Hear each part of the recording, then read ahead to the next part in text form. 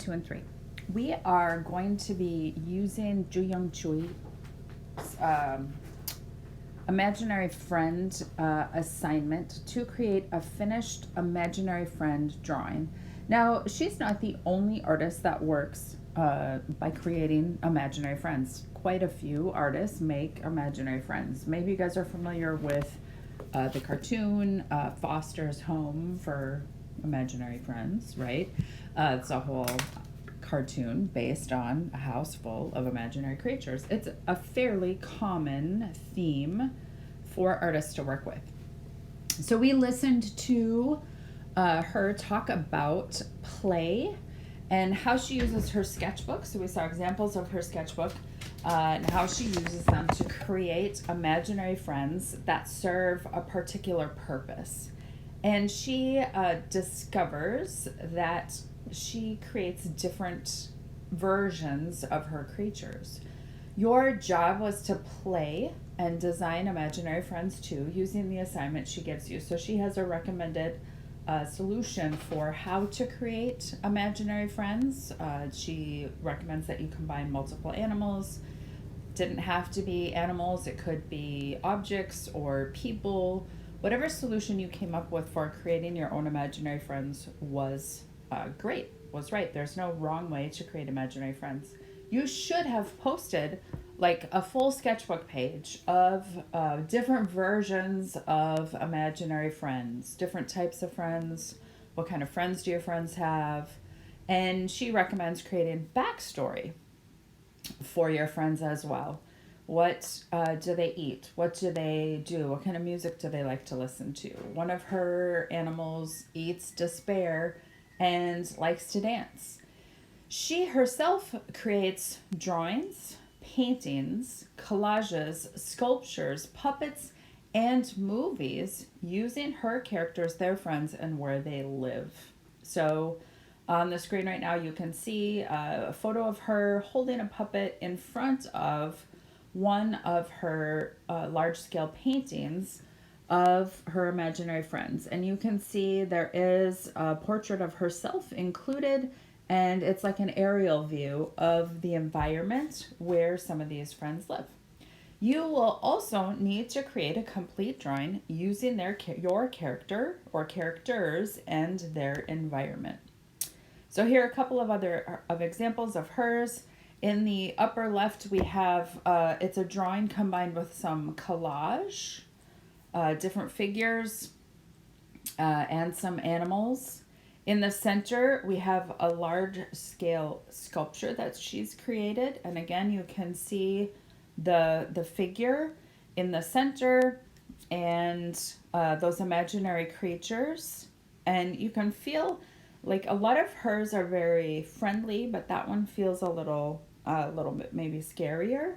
And then you can see a painting. And again, she's included herself and these friends and this, I'm not sure if that's a friendly monster or not so friendly monster. It's kind of on the fence behind her.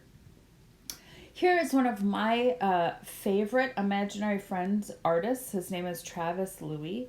He creates these gorgeous soft drawings using pencil and charcoal of these what feel like should be scary monsters, but these scary monsters are clearly incredibly friendly and sort of sad always. And he always makes these creatures as portraits, as if he, is taking almost like an old school black and white photo of the creatures that he's created. You'll notice that his mood in his artwork is incredibly different. It's not as cheerful. It's not as playful. It's definitely more sad, a little more gloomy, but everyone in his world definitely feels, like I said, sad and friendly. So creating a mood is definitely something you're going to want to think about as we move into this drawing. How do your creatures feel? What's their mood? What universe do they live in, and how does that universe feel? Maybe your imaginary creature or imaginary friend lives with you. So here are a bunch of different artist versions of imaginary creatures and what sort of role those creatures play in their life. And these are all different art materials. Some of them are digital, some of them are clearly pen and ink, a couple are colored pencil. So your art material is 100% up to you for this assignment. Notice again that all of these have a particular mood. I think imaginary friends, if you've ever had one or ever kind of imagined one, they always sort of fill a gap for us in kind of our mental status. Like, why do you have an imaginary friend? What purpose does this imaginary friend serve for you? And how does that show in your artwork? So here's your assignment. You need to create a finished portrait of your imaginary friend, showing where it lives and who it hangs out with. That might be you, might be in your bedroom. It might be in a completely different environment or world or universe. You may use whatever art materials you like, whatever art materials you have access to. Make sure your work has a particular mood. So you want to think ahead of time, are your creatures bright and playful and friendly and happy to help? Are your creatures more sad and a little gloomy? Are they playful? Are they scary? Whatever mood you want to bring to your drawing. Now, setting a mood in a drawing means that you think about a lot of things at the same time. So you're going to need to think about facial expression. Facial expression mostly has to do with our eyes and eyebrows, but also our mouths.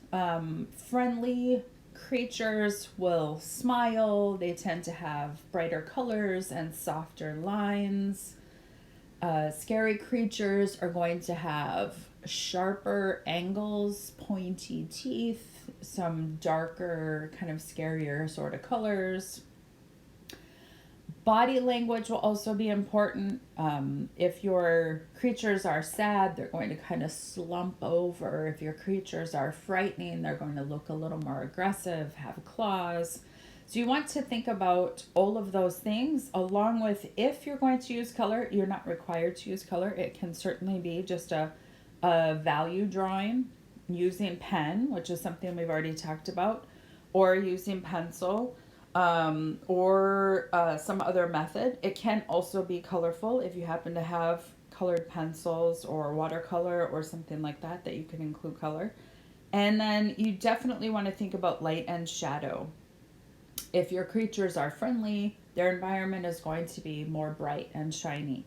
If your creatures are sad or scary, things are going to be a little darker, a little gloomier. So you want to make sure that you're sending a complete visual message with your drawing that you create.